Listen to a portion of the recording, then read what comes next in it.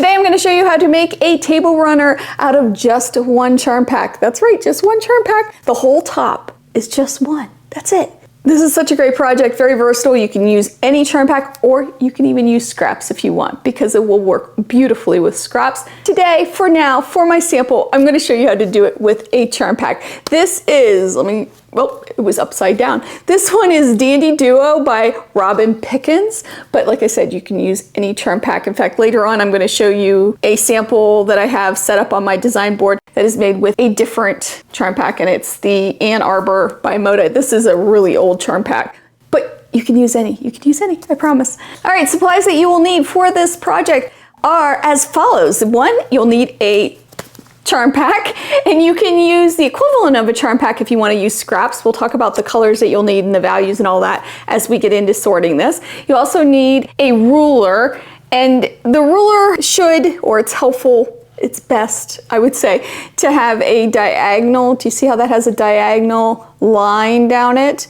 It should be 4.5 inches or bigger, and you can even go as big as this, but as long as it has that diagonal line, you're good. Now, if you have the Bloc lock rulers like this works really well too. These are my favorite, but you can do it with a regular ruler. Not a problem. You also need a scrap of batting around 18 by 42 inches, a backing fabric that coordinates with the front, preferably, but you don't need to. Measuring 20 by the width of fabric, around 44 inches. And then 3 strips of binding. Depending on the width that you use, I use 1¼ inch, but you could use 2.5, a lot of people do. And you'll need 3 strips of that by the width of fabric. You also need all your general sewing supplies, coordinating thread, all of that wonderful stuff as well. Okay, so let's get started sorting the fabric and making this table runner. Let's open this up and see what we have.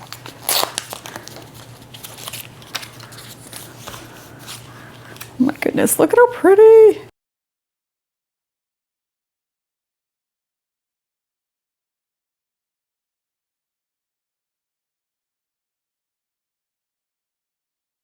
Oh my goodness, these are so pretty. Aren't they nice? I love them. Okay, so we're gonna separate these into piles. We wanna make sure we have contrasting pairs. That's really important for this project. So I'm gonna take a picture of it and then I'm gonna convert that to black and white. Which you can see in the black and white photo, we have a lot of very dark pieces. So we're gonna keep that in mind as we move forward with matching these up. So I'm gonna separate these out. I know that these are very, very dark here. I'm going to just set them aside for right now. And then I'm going to separate my lights and mediums because that's what this pack seems to have in it. More lights and mediums with a few darks. Okay, so I think that I have it in the lights and mediums. I can't remember this yellow. I think this was a medium. I'm not sure where it was at in my picture, but I'm going to do another picture just to see where we're at. Oh, and this one is super dark. Along with this one is pretty dark too. This is light, this is medium, and then I just keep adjusting until I get a good set of lights and a good set of mediums. Okay, I think the only thing I need to change is this, and this is kind of right on the fence. Okay, next I'm gonna add the darks back into the mix. And let's see how many we have of each. Okay, so we have 18 of what I'm deeming as light. So that would mean that we have 24 that we're deeming as mediums. So we need 3 to go over here. Let's see, I'm gonna pull that one, this one, and I think this one. Okay, now our piles are even. So we can match these up. These are our lights, these are our darks, or what we're calling darks, okay? So the next step is to match them up right sides together. So I'm going to take one of the medium darks and one that we're calling light, and I'm going to place them on top of each other just like that. So I have the right sides facing just like that, and I stack them up like this, and I'm going to make 21 sets like that. And I'm going to use my own judgment here, so you can see these are kind of close in color, so I might pull on the lighter side and put with this one, just like that, and I'll stack them like this. Now that we have these all ready to go, we are going to mark them. So I'm going to take one set, and I'm going to flip my board over here. And I'm gonna put the points directly on a line. Okay, and I'm gonna take a ruler or a straight edge of some sort, and I'm just gonna draw a line. I'm gonna use pen just so you can see it. I'm gonna draw a line from corner to corner. So I'm taking that ruler and I'm lining it directly up on this line here that goes through the diagonal of this set. And then what we're gonna do is sew a 1/4 inch on each side of this line. Now, I actually like to mark it because I'm weird that way. So I'll line this up, and you know what? You can't see it real well with this ruler. Let me get a different ruler. There we go. And I'll line my 1/4 inch up on that line, and also make sure it's a 1/4 inch over from the line on the mat. For this, I'm gonna use a pencil just because you will be able to see these lines when they're sewn. And then I'm gonna do the other side too, just like that.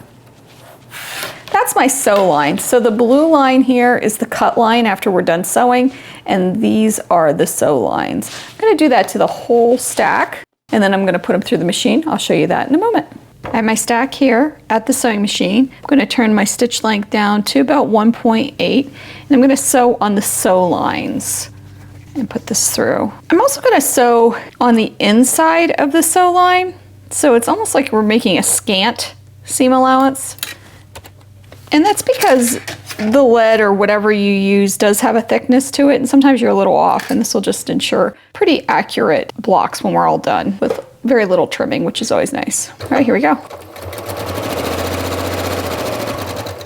Now when I'm ready to put the next one through, I just stagger it. So I will line this line here up with that line. Send it through. And I'll keep going until I have these all done. Clip them apart, turn them over, and do the other side. So let me do this one, and then I'll show you what I mean. So I'll snip these apart and do the other seam, other side. I guess it is a seam, I guess.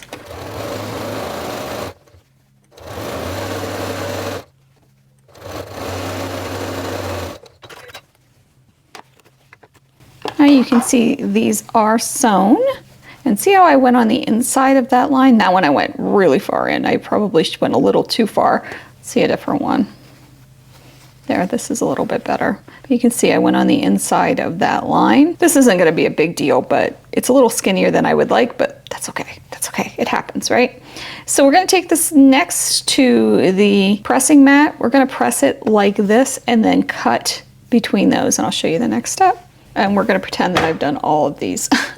I will do all of these before the layout, but I do wanna go on and show you the rest of these steps. All right, so we have these 3 ready to go. The next step is what I think is very important, and that is to set these seams, because you can see there's a little bit of bubbling between these, and it just lets everything relax and get wonderful. So I'm gonna just take my iron and just press just like that and set those seams. This isn't a step you have to do, it's something I like to do. All right, next we're gonna move those out of the way, and I'm gonna grab a ruler and I'm going to cut on that line. Now you can use scissors if you want. For me, it's just as easy to take a rotary cutter and do it. Cut them apart. So we're cutting on that cut line, or 1/4 inch in if we do the other side. Just like that. And there is tape you can use that's by Cluck Cluck Sew that allows you to do the 1/4 inch on each side of the line, but I like using the old-fashioned way. I find it more accurate. All right, we're gonna get the pressing mat back, and we're going to press to the dark side, or what we're deeming as the dark side. And I like to finger press it, and then press it with the iron. You can add some steam if you want. Just like that. You want this nice and flat. You can use a clapper if you want to, which mine's all the way across the room, so I'm not going to use that right now, but you could. We're just going to keep going. Okay, so here are our 3 sets or 6 half square triangles. We do need to trim these up, but first I'm going to go and sew all of these together, my entire stack, and meet you back here with them all at this step to trim them up. Here's our pile of half square triangles. They are all pressed and nice and flat. So I'm going to show you how to trim them. Let me find one that's going to look good on camera. We'll go with this guy. Okay, so to trim these down, going to trim them down to 4.5 inches. And I'm going to show you how to do it with the block lock first, and I'll show you how to do it with a regular ruler. All right, for the block lock, you put the ridge right on the seam here, and we're going to move it over to 4.5. So there's a 4.5. I'm going to make sure that it goes a little bit past that 4.5 mark because I'm going to trim up the other side, and I want to make sure I have something to trim off. All right, so I'm just going to cut and cut.